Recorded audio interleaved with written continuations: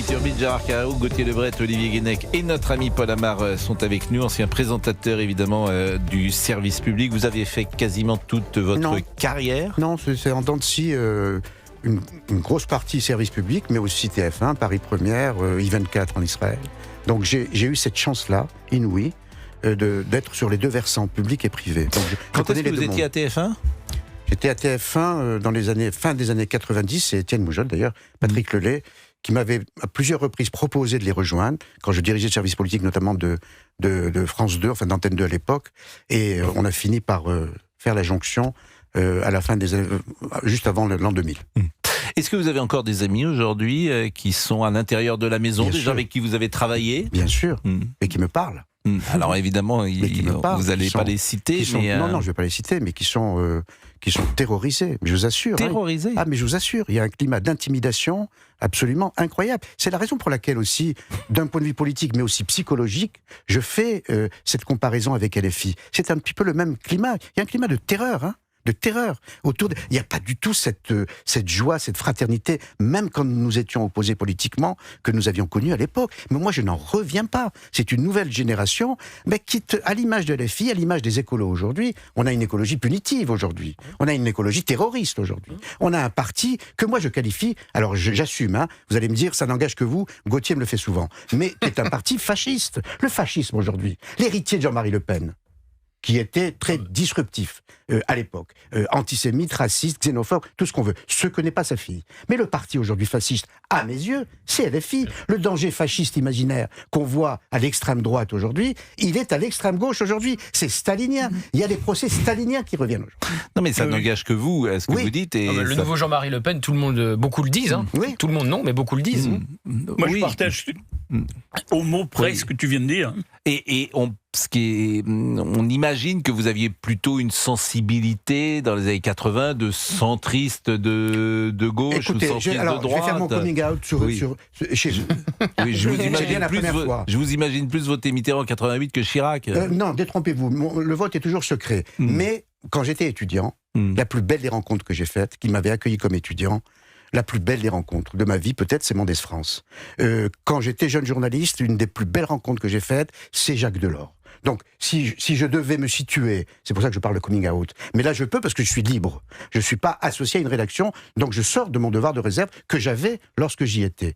Mais voilà des belles personnes que je côtoyais. Donc si je devais me situer politiquement, je serais plutôt au centre. Et plutôt sur les questions morales et éthiques que sur les questions économiques. Voilà. Donc, mais là, je les retrouve pas, ces belles personnes. Mais les personnes dont vous parlez et que vous ne voulez pas citer, et on comprend très bien, et qui sont donc terrorisées aujourd'hui au sein de France Télé, pourquoi ces personnes restent ?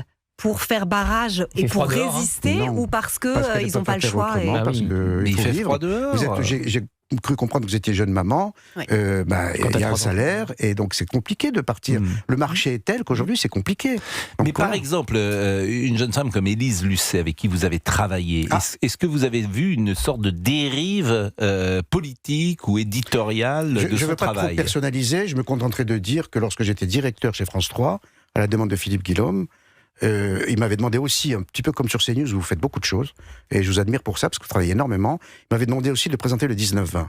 Donc j'étais à la fois directeur, délégué, avec Norbert Balit, qui était le grand directeur, et je présentais le 19-20. J'étais seul. Et j'avais tendance, sortant du journalisme politique à Antenne 2, à éditorialiser. Et j'ai demandé, contre l'avis de Philippe Goulon, qui ne voulait pas, à avoir d'ailleurs le premier tandem qui a présenté un journal en France, c'est le 19-20, et j'ai demandé à avoir Élise Lucet à mes côtés. Donc on a présenté le 19-20 pendant 2 ou 3 ans ensemble, et je l'avais remarqué, excellente journaliste, excellente, brillante, travailleuse.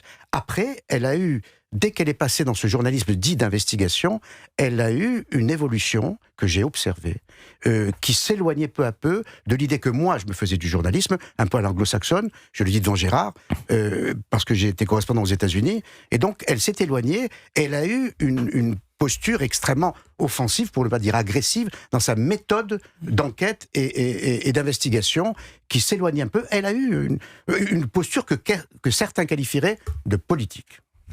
Bon, là, la campagne électorale va être, on le dit régulièrement, va être musclée, Oui. elle va être violente. Peut-être la plus J'ai violente le sentiment que les coups que nous recevons, c'est pas le sentiment d'ailleurs, les coups que nous recevons, ce sont d'abord les coups les plus durs sont donnés par des journalistes. Quand je dis nous, CNews, Europe 1, le journal du dimanche, c'est-à-dire que nous sommes fortement attaqués et qu'il y aura aussi dans cette campagne électorale, au-delà des politiques, un combat éditorial entre les artistes, entre les universitaires, entre les journalistes et toutes les professions intellectuelles aujourd'hui en France, quasiment toutes penchent à gauche, voire à l'extrême gauche. Les universitaires, les artistes qu'on a vus au Molière l'autre soir, tout ça, ce sont les mêmes. Et c'est intéressant de réfléchir à la sociologie de ces gens-là. Pourquoi ? Parce que c'est souvent aussi des gens déclassés. C'est souvent des gens qui gagnent moins bien leur vie qu'à votre époque. Et que la vie est infiniment plus difficile quand tu es journaliste aujourd'hui à France 2 que sans doute en 1975. Parce que pour se loger, c'est plus difficile, etc. Donc, il y a une création de jeunes gens qui arrivent sur le marché, très à gauche, avec un sentiment parfois également de revanche. Je pense que la première fois où on a vu une telle polarisation, c'est au moment de la dissolution. Je l'ai vu, au sein même des familles, on ne pouvait plus se parler. Le dialogue était rompu au moment où le second tour plaçait le Rassemblement national favori, et puis on sait comment ça s'est terminé. Donc je pense que ça va être, comme la dissolution, x10, puisque c'est une élection présidentielle, évidemment une polarisation extrêmement forte entre candidats, mais pourquoi pas aussi, effectivement, Pascal, entre groupes de presse. Et les attaques qu'on a subies, encore une fois, au Molière, je veux dire, Alex Vizorek dit le chant des partisans, donc il se met dans la peau d'un résistant face à CNews. Les Corbeaux, il dit que c'est CNews. Alors qu'ils avaient sur scène Merwan Benlazar, encore une fois, qui fait des tweets pro-charia, pro-polygamie, et où il dit que son allégeance à la République a des limites et que la place de la femme est auprès de son père à la demeure. Et après, c'est nous les collabos. Si on se place, si on met que le mal principal de notre époque, c'est l'islamisme, j'aimerais bien savoir qui sont les collabos et qui sont les résistants. Hein. Il y a une différence fondamentale entre France Télévisions et CNews, Paul Amar. Europe 1 aujourd'hui. Oui. Elle est fondamentale. Clairement, les rédactions de France Télévisions sont mises en mode combat à l'approche de l'élection présidentielle. Clairement. Et ça se voit quasiment tous les jours. Sauf que ce sont des rédactions du service public. Si M. Pigasse, qui a beaucoup d'argent, veut créer avec LFI une chaîne privée, c'est son droit.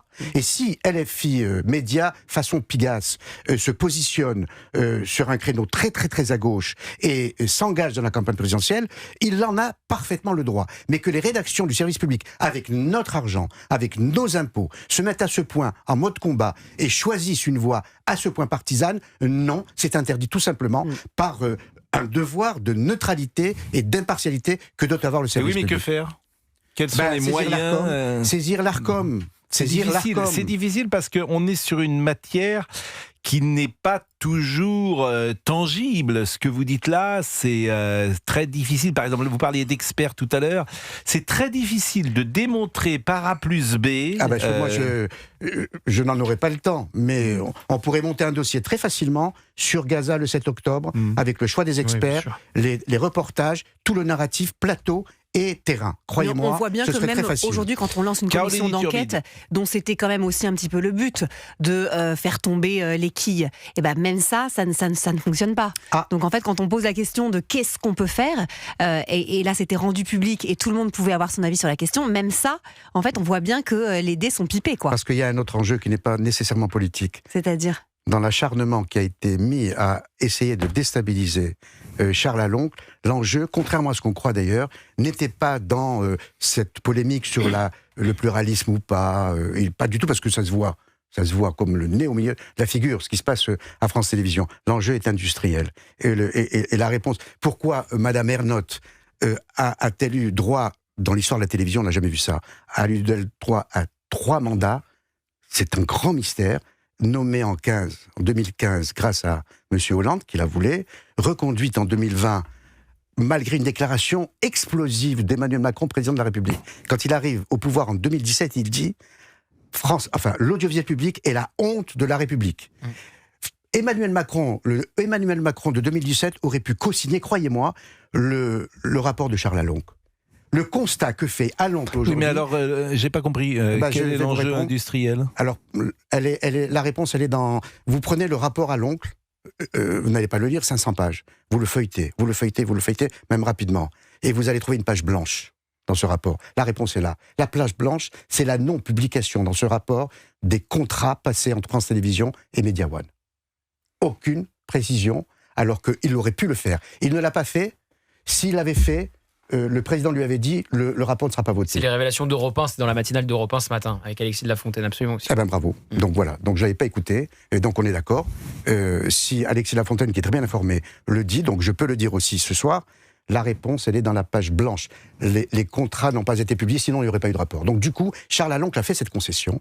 Il n'a pas publié ni les montants des salaires de nos présentateurs, mais ça c'est anecdotique.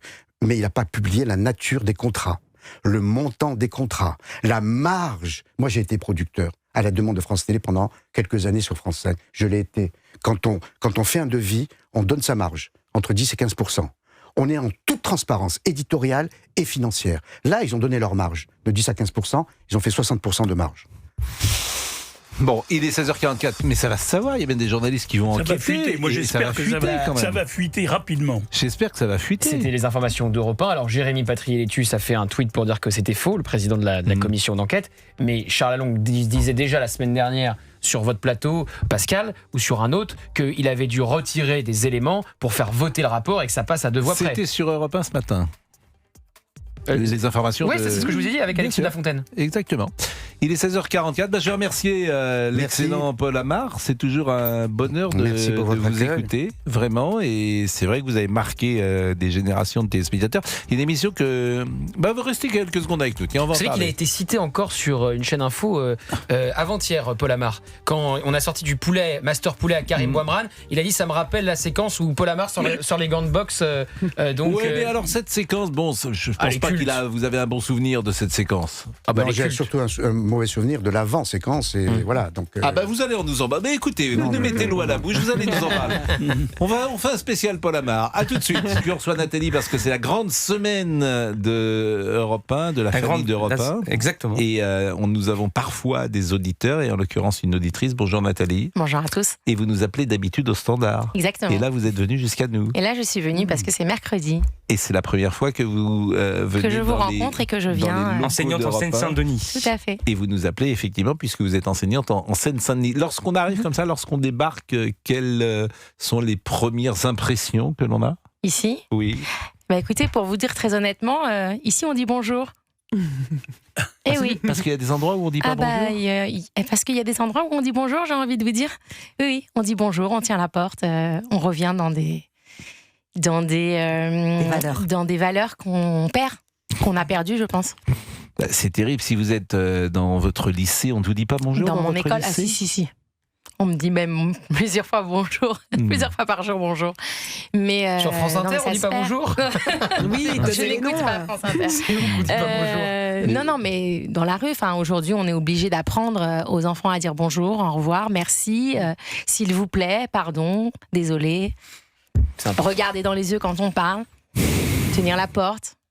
Ne pas claquer la porte. Quand on demande de tenir la porte, on tient la porte, mais celui qui arrive, il se faufile. Je suis d'accord avec vous, Nathalie, je suis d'accord avec vous, mais quand vous dites ça, j'ai envie de dire, les pauvres, ils n'y sont pour rien.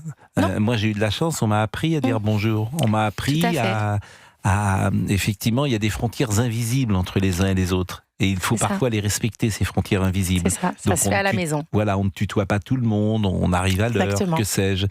Mais ces pauvres gosses, s'ils ne sont pas élevés, s'ils ne sont pas éduqués... C'est ça. Mais le pire, c'est qu'on nous demande, nous, de les élever. Bien sûr. Mais moi, je leur dis aux parents, je ne suis pas là pour les élever, je suis là pour leur enseigner. Et qu'est-ce qu'ils disent, les parents ? Oui, c'est ça, l'éducation nationale. Nous, on est là pour enseigner, pour leur apprendre certaines valeurs que peut-être ils n'ont pas apprises à la maison. Mais on n'est pas là pour se substituer aux parents, parce qu'on est enseignante, on est psychologue, on est infirmière, on est mère de temps en temps. Moi, j'en ai déjà 5 à la maison, donc en avoir 30 en tout, ça fait peut-être un peu beaucoup. Oui. C'est beaucoup. C'est je bien. vous félicite. J'en aurais bien eu d'autres. Ah non, mais je vous félicite. 5 enfants, c'est pas si fréquent aujourd'hui. Aujourd'hui, le plus grand a 27 ans. Ça ne se voit pas. Merci. Mais moi, je le vois. Bon, en tout cas, merci d'être avec nous. Vous connaissez Merci. évidemment tout le Bien monde. sûr. On termine avec Paul Amar, puisque Paul, on terminait avec la carrière de Paul Amar. Et je ne sais pas qui a parlé des gants de boxe de Le Pen-Papy. J'ai dit, je ne sais pas si Paul en a un bon souvenir. Et vous avez dit, Paul, c'est surtout avant la séquence que j'en ai un mauvais souvenir. Pourquoi ? Parce que j'avais un président, alors paix à son âme, hein, il n'est plus là, qui nous imposait quasiment des ministres tous les jours. Voilà, donc qui était au service d'eux, du pouvoir de l'époque. Connaissant très bien Nicolas Sarkozy, je l'appelais régulièrement pour lui dire mais c'est pas possible. Enfin, on se tutoie, donc on se connaît très bien. D'un ministre tous les jours. Et Nicolas me disait Sarkozy, écoutez, c'est comme ça. Et il avait fini par me dire, bien après l'histoire des grandes box d'ailleurs, parce qu'on s'était vu après. La campagne entre Chirac et Balladur sera tellement rude, c'est ce qu'il m'avait confié, qu'on ne pouvait pas avoir un présentateur aussi indépendant que toi à la tête du 20h. Il nous fallait un présentateur plus docile. 2 mois après l'histoire des grandes box. Et donc je ne suis pas parti, contrairement à ce que tout le monde croit, après l'histoire des grandes box. Je suis parti bien après, parce que j'étais revenu à l'antenne, et le président de l'époque m'avait posé une question sur Balladur et Chirac, il m'avait demandé de prendre parti. C'était 2 hommes que je connaissais, que je côtoyais, mais j'étais à égale distance de l'un et de l'autre, donc j'avais refusé. J'expliquais à cet homme-là, le président de l'époque, que mon métier m'obligeait à une indépendance par rapport aux uns et aux autres. Et donc je suis parti à ce moment-là. Il m'a fait partir. Et votre président, il était plutôt pro-Balladur ?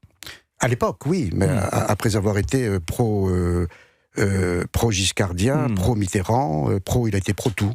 Mais bon, c'est un peu gênant d'en parler parce qu'il n'est plus là, donc... J'entends, mais c'est vrai voilà. qu'à TF1, on a dit, Gérard Carrérou, que TF1 avait été également pro-Balladur.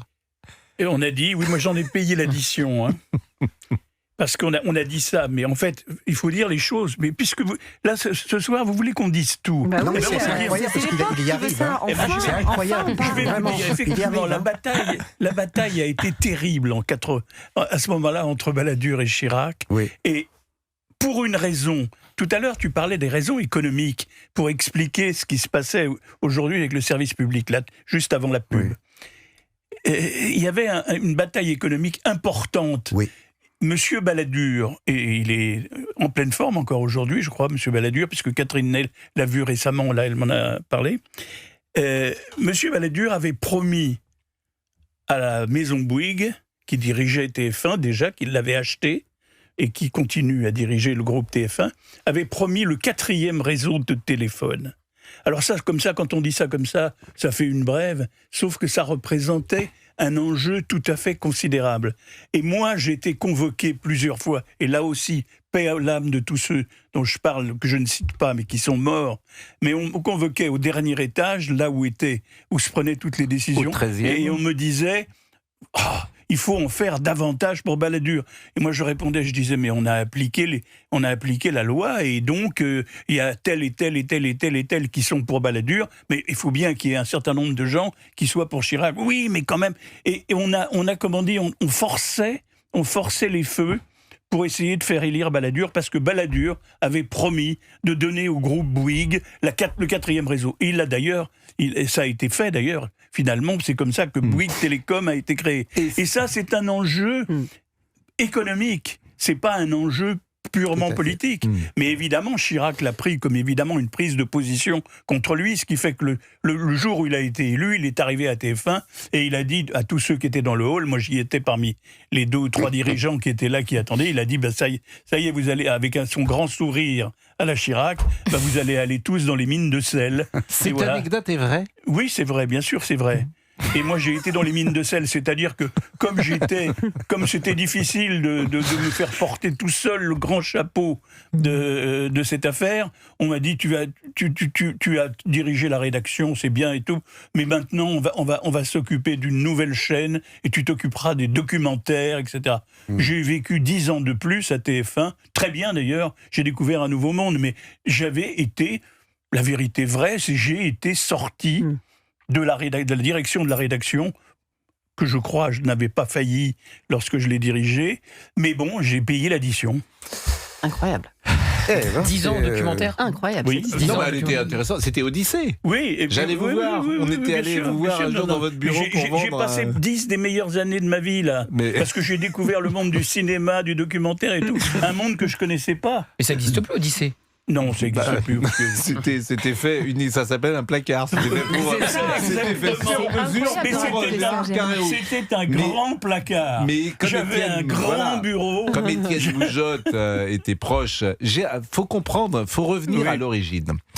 Au début des années 70, une génération s'arrête, c'est celle qui avait fait la guerre. Et une génération nouvelle arrive, incroyablement talenteuse. Jean-Pierre Elkabbach, Étienne Boujotte, Paul Amar, mais je peux vous citer 50 noms. Et ils prennent le pouvoir extrêmement jeunes. Et ils s'appellent les capitaines portugais, lorsqu'ils étaient à Europe 1. Gérard Carrérou, Jean-Claude Dacier dans cette équipe, Étienne Moujotte notamment. Et Gérard était toujours considéré, je peux le dire Gérard, comme le plus fin de la bande, le plus politique ou celui qui était le plus fin, le plus subtil et le plus intelligent. Le plus politique était Étienne Moujotte, qui sera leur chef, capable de revirements possibles parce qu'il naviguait, c'était comme cela. Et bon, ils vont garder le pouvoir pendant quasiment de 1972, 73, 74 jusqu'à au début des années 2000. Oui, 15 ans à Europe et puis ensuite 15 ans à TF1. Cette génération qui prend le pouvoir très tôt, ils ont 30 ans. Et je vous dis, elle succède à la génération de l'après-guerre. Ceux qui avaient fait la guerre, s'étaient illustrés pendant la guerre et qui avaient gardé le pouvoir pendant 20 ans parce qu'ils étaient... c'était la presse de la résistance. Hein, bon. Mais je le répète, ce qui est tout à fait sidérant, et souvent moi je dis que ma génération est assez faible, c'est que quand je commence moi, dans le métier en 88, je rencontre Labro, Chancel, Pivot, Carrérou, des gens qui nous faisaient rêver d'ailleurs. Moi je voyais ça, je regardais Philippe Sassier, dont vous parliez tout à l'heure, je regardais le journal d'Antenne 2 à cette époque-là. C'est une génération... Elkabbach va garder le pouvoir pendant très très longtemps. Très talenteuse. Donc voilà, et après, une autre génération arrivera. La mienne, moi, on arrive à 60 ans aujourd'hui. J'ai l'impression qu'il n'y a pas ces mêmes figures dans notre génération. Il Il y a Gauthier. Ah bah non, mais Gauthier, c'est une nouvelle génération. Mais non, mais là, c'est la relève. La relève une est génération assurée. talentueuse. Oui, mais bon, nous, on est la génération sacrifiée. Merci. 7h58. Merci Paul. Paul là-bas. On applaudit Paul parce que c'était bien. C'est Bravo. Vraiment, alors, c'était sympa. Et merci pour votre accueil, c'était un plaisir. Merci. Merci, à tout de suite.